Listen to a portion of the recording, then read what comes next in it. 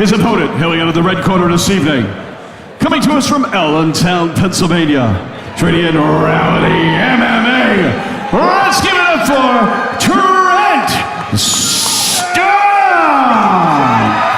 Hailing the action in the ring tonight. Have a little bit of experience, so it should come out fairly relaxed. Feeling out process. Trent walking him down. Ilyas is backing up. Trent's feigning a level change to kind of keep him guessing. Out of the two fighters, Trent definitely looks to be the more relaxed of the two.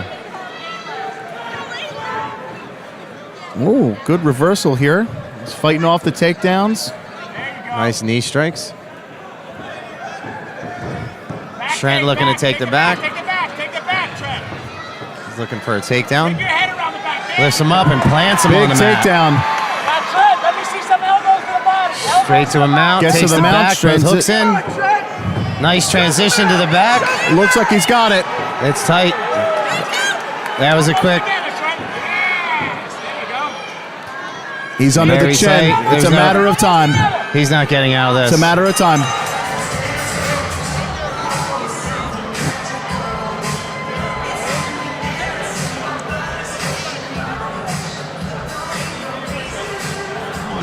Trent Stump!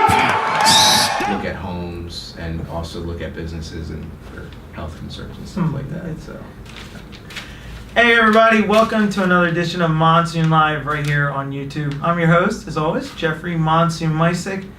And joining me again, back in studio, is our buddy Trent. Trent, welcome back, man. thanks for having me, man. So, what have you been up to? I mean, the last time I know it was back a month ago, and folks at home can check out that last interview. Yeah. What have you been up to? Just training. Just got a new job, so trying to make some bank. Just trying to keep on progressing with training too, trying to get to that next level. Now, any big plans in the works? Right now I'm actually scheduled to fight at the next XCC. It's August 19th, and so can't wait to be on that. First advanced amateur fight. Be exciting. Nice. And you were telling me Jack is moving up. Yeah, teammate Jack Hartenstein, he's actually going to be making his pro debut, so come out and support us, guys. It'd be awesome. Well, anything with the XCC, that's one of our. I think that's my favorite event. When we go to theirs, it's like you never expect the unexpected with them. One of the big things going on that I've noticed, and I know we were talking about a little while ago, was all these MMA fighters.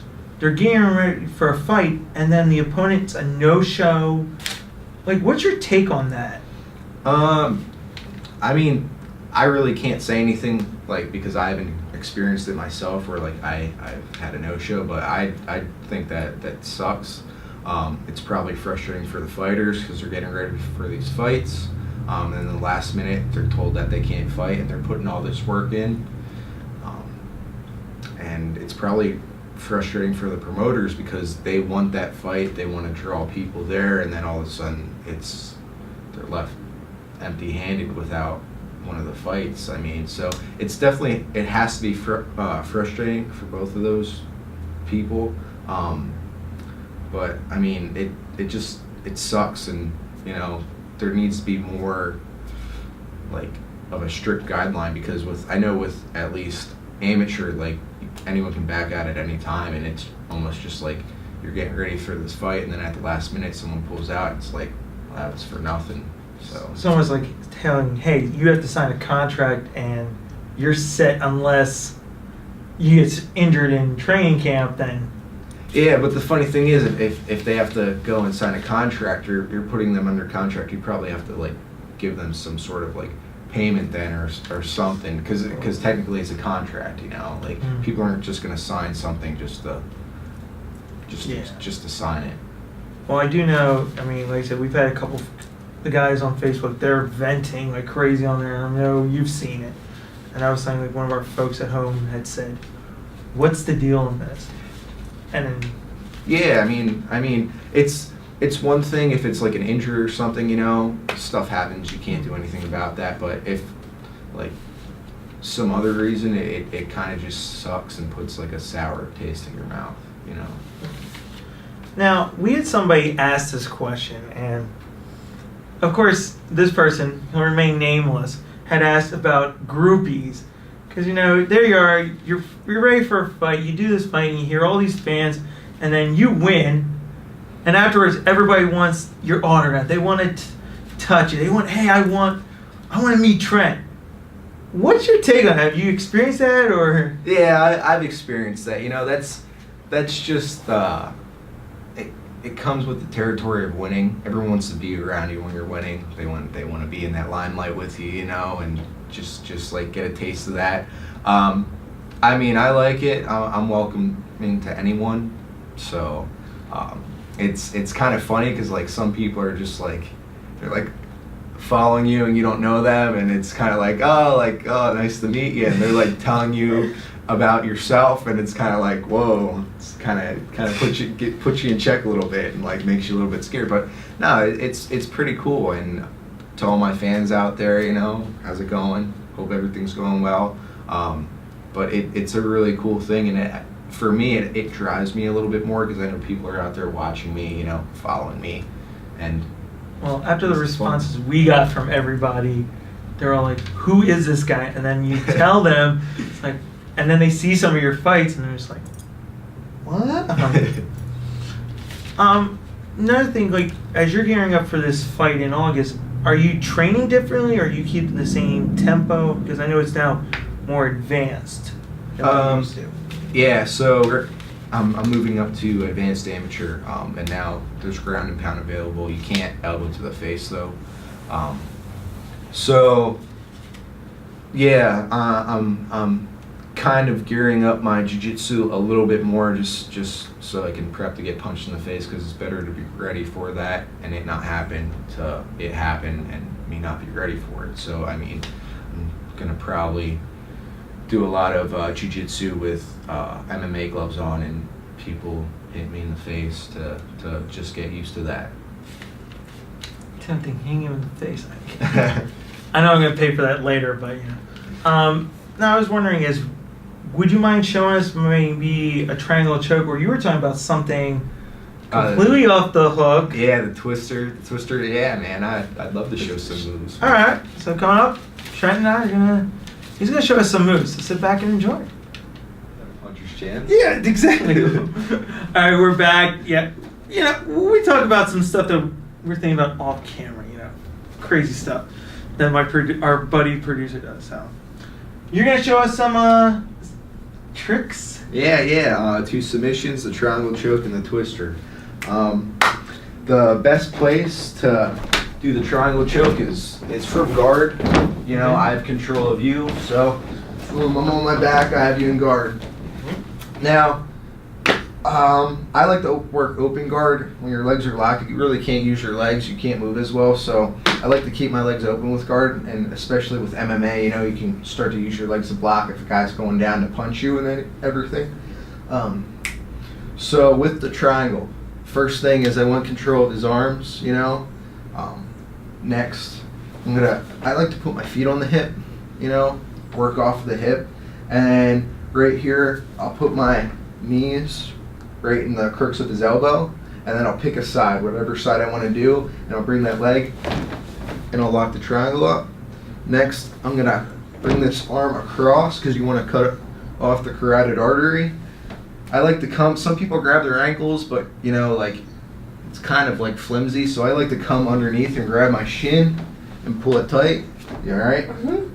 And then it's a little tight for him right now, but you want to try to get your foot all the way to the crook of your knee and make your shin parallel with his back. So the more it is, and then you squeeze your knees, pull them down, and get the tap.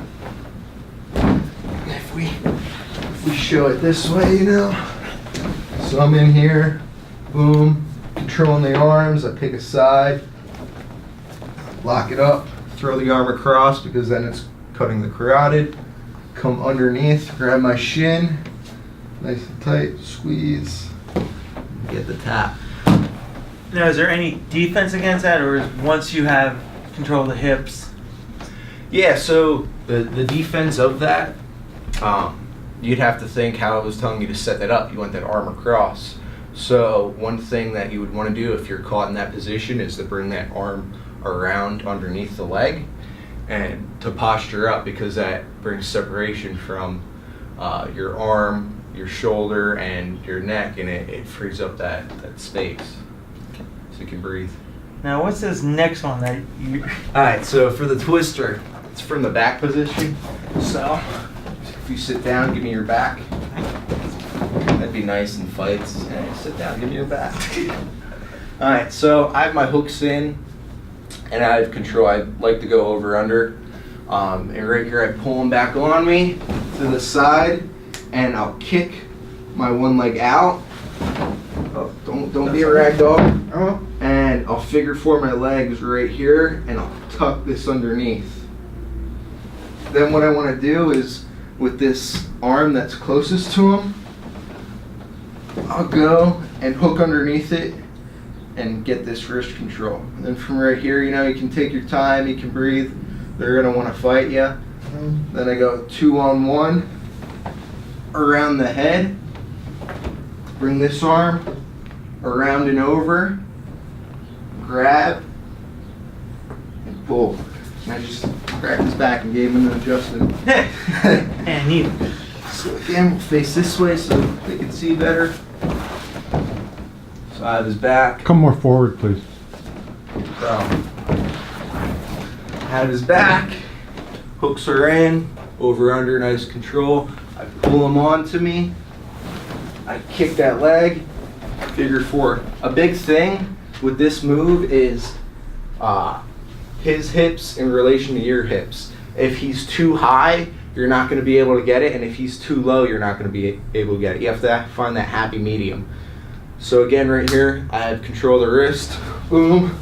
I underhook it, you know, nice and tight. He'd probably want to try to come up that way. I'm pulling this towards me. 2-on-1. Under the head. And then you're just pulling towards you and getting the tap. All Again. well and good if he's a rag doll. Yeah. But Jeff, try to resist one. Let's see how Okay. he can get it on you. I know he's a bigger guy, but let's see how this goes. Don't let him do it, Jeff.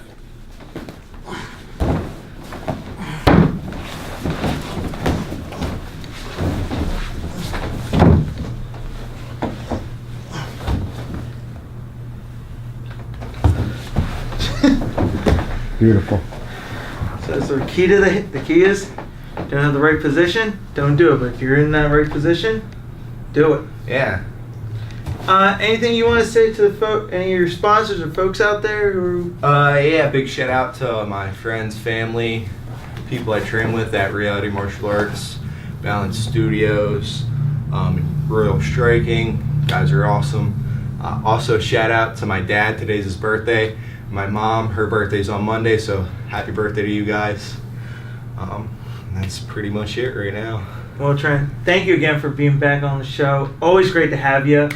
And we'll be covering his fight in August at the XCC event, and we'll have more details on our Facebook site as well.